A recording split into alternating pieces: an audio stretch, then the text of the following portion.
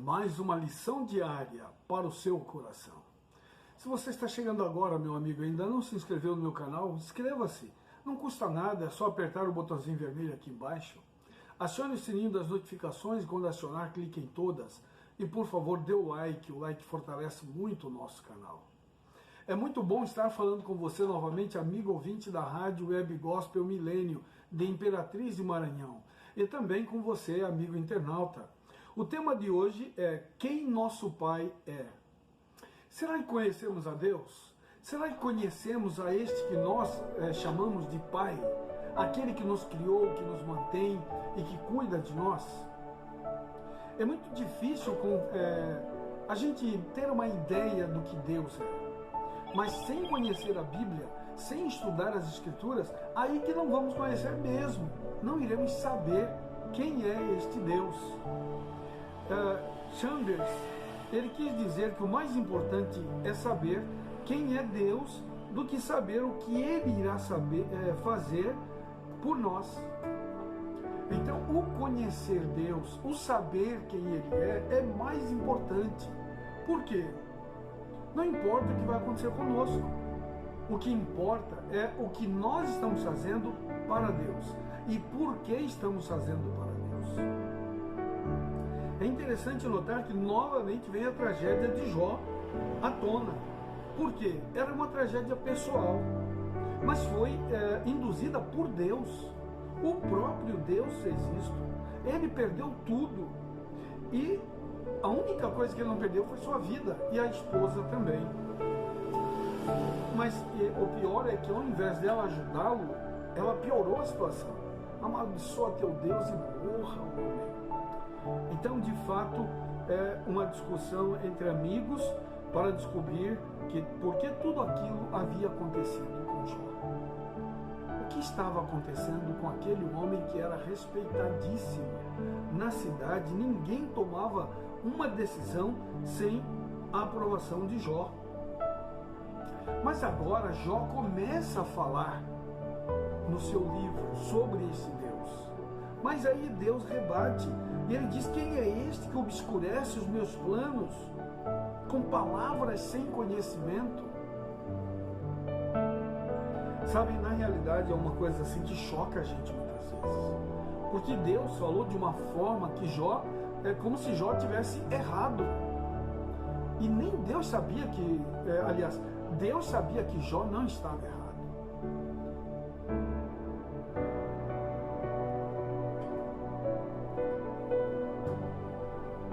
Amigos, acredite, Deus é um Deus de amor.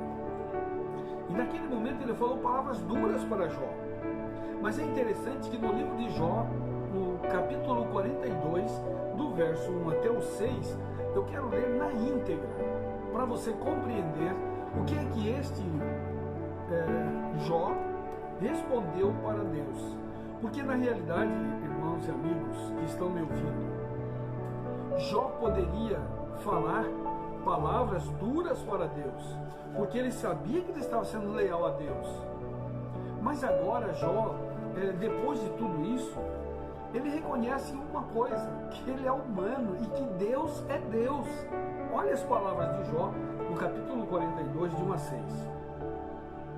Então respondeu Jó ao Senhor: bem sei que tudo podes e nenhum dos teus planos pode ser frustrado. Quem é aquele, como disseste, que sem conhecimento encobre o conselho? Ou seja, Jó estava tentando encobrir o conselho de Deus. E agora Jó mesmo está reconhecendo isso. Na verdade, falei do que não entendia, coisas maravilhosas demais para mim, coisas que eu não conhecia. Escuta-me, pois, havias dito e eu falarei, eu te perguntarei e tu me ensinarás. Eu te conhecia só de ouvir, mas agora abro os meus olhos. Ou melhor dizendo, mas agora os meus olhos te veem. E ele encerra dizendo uma coisa muito fabulosa: por isso me abomino e me arrependo no pó e na cinza. Bom, no pó e na cinza, ele já estava, senhores. Ele já estava. Ele poderia dizer, mas Senhor, por que eu estou nesta situação? Mas Jó não disse nada. Ao contrário, reconheceu a sua pequenez, reconheceu que ele era pecador e que Deus era Deus. Isso é algo que impressiona meu coração. Por menos uns 1% que seja do que Jó sofreu, a gente reclama demais e se acha no direito de reclamar. E agora Jó diz que ele estava lá no seu final.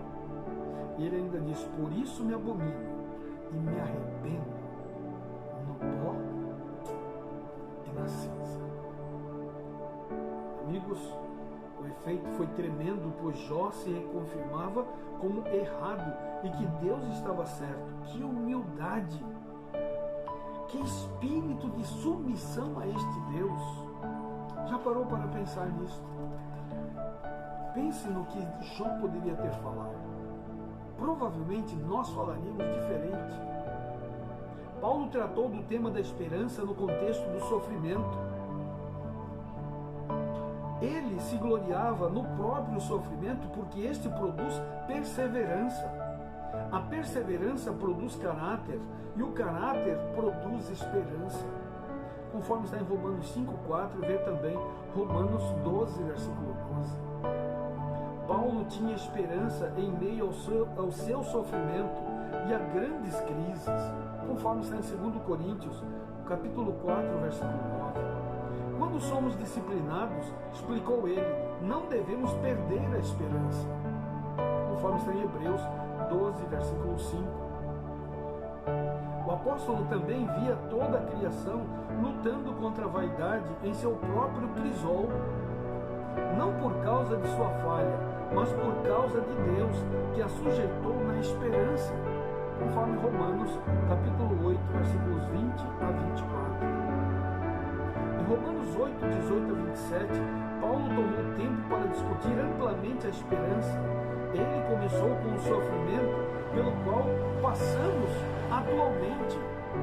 Tenho por certo que os sofrimentos do tempo presente não podem ser comparados com a glória a ser revelada em nós, conforme Romanos 8, 18. Paulo não se limitou ao nosso sofrimento humano, mas destacou o fato de que toda a natureza sofre, conforme está em Romanos 8, 19 a 22. O sofrimento é um pacote complexo. Nada no mundo natural está isento dele. Ele também abrange a totalidade do que nos torna humanos. As dimensões física, moral, emocional e espiritual de nosso ser, conforme está em Romanos 8, 23. Amigos, não tem como colocar de forma diferente. Se nós estivermos confortáveis, alegres, felizes, é difícil a gente lembrar de Deus. Mas quando sofremos, quando estamos em situação difícil, aí nós corremos para Deus. Mas há duas formas de correr para Deus: de forma sincera, adorando a Deus, ou como um pronto-socorro. É o que a gente faz com os cultos de quartas-feiras, que é conhecido como culto de oração. O que a gente faz? A gente deixa a igreja para lá. É mais fácil, mais confortável ficar em casa, assistir a novela, assistir algo que a gente tem mais conforto, futebol.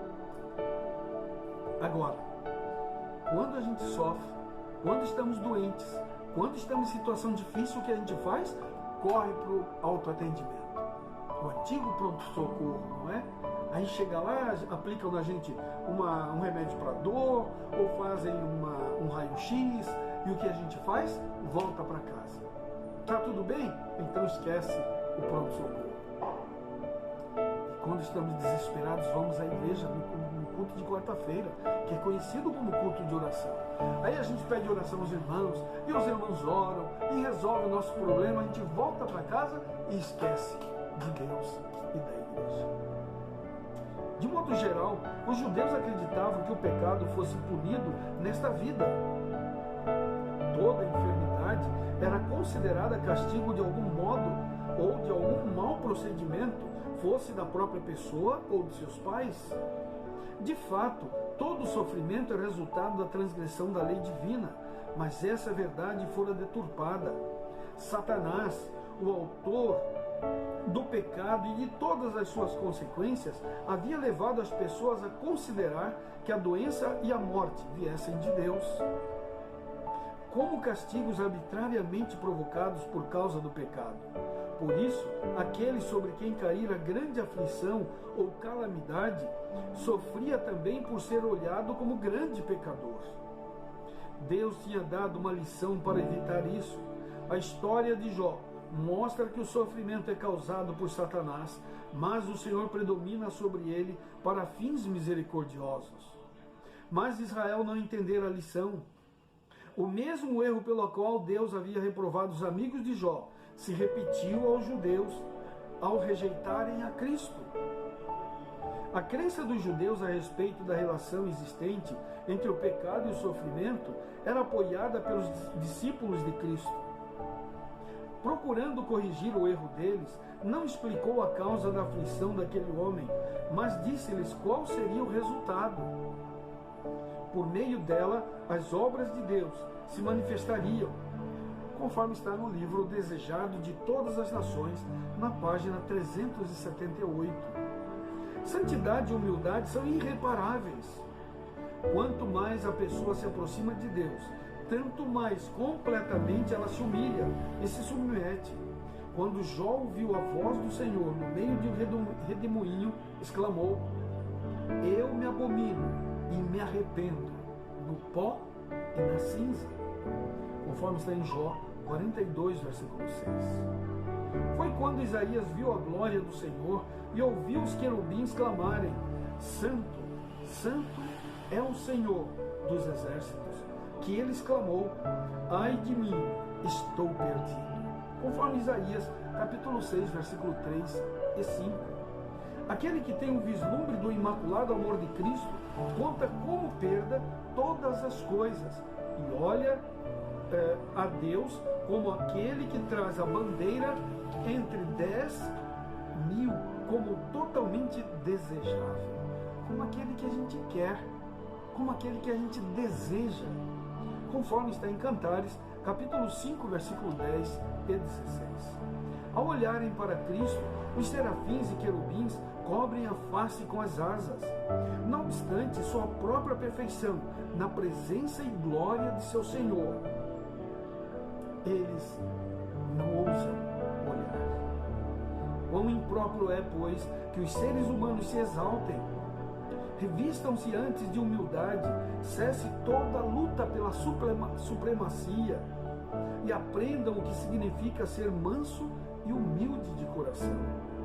Aquele que contempla a glória e o infinito amor de Deus terá uma opinião humilde de si mesmo. Contudo, ao contemplar o caráter divino, será transformado na imagem divina.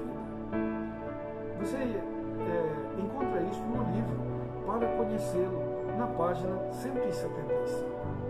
Acredite, amigo, tudo que Deus faz é o melhor. O que nós precisamos é ser submissos a este Deus, amar a este Deus, glorificar a este Deus em meio ao caos. Pense nisso. Vamos orar. Pai eterno, estamos diante do teu altar. Perdoe os nossos pecados.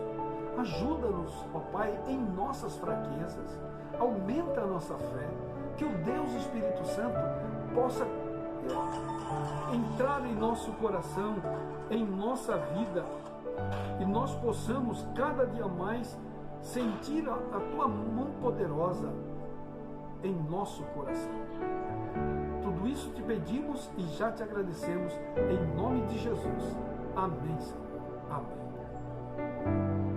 Você pode continuar nos ajudando um pouco mais, enviando este vídeo para seus amigos, colegas de trabalho e de estudos, e também enviando para todos os suas redes sociais.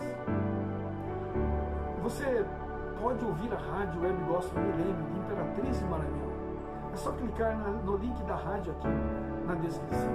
Adquira o livro Mulher Virtuosa, Quem Achará? E também você pode entrar em contato com o autor. Todos os contatos dele estão aqui na descrição. O Dr. Esmeraldo Tertuliano conta a história de uma mulher que se apegou tanto a Deus, que Deus deu vitória e sucesso para ela. O Senhor te abençoe e te guarde. O Senhor faça resplandecer o seu rosto sobre ti e tenha misericórdia de ti. O Senhor sobre ti levante o rosto e te dê a paz. Um forte abraço. Até o próximo vídeo.